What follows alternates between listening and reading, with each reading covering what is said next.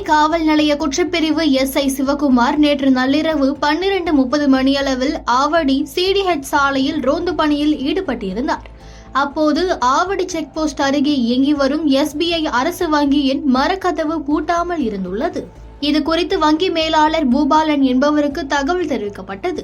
சம்பவ இடத்திற்கு வந்த மேலாளர் பூபாலன் மற்றும் கடைநிலை ஊழியர் சுரேந்தர் ஆகியோர் வங்கியை ஆய்வு செய்த போது அசம்பாவிதம் ஏதும் நடக்கவில்லை என்று தெரிந்தது.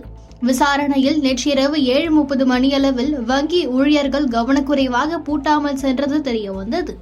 இந்த வங்கியில் 3000க்கும் மேற்பட்டோர் வங்கி கணக்கு வைத்துள்ளனர். சம்பவ நாளன்று வங்கியில் 50 லட்சம் ரூபாய் இருந்ததாக கூறப்படுகிறது. உரிய நேரத்தில் போலீசார் கண்காணிப்பில் ஈடுபட்டதால் அதிர்ஷ்டவசமாக வங்கியில் இருந்த பணம் திருடு போகாமல் தப்பியது. இதனை அடுத்து சிறப்பாக பணியாற்றிய SI சிவகுமாரை கமிஷனர் சங்கர் வெகுவாக பாராட்டினார்.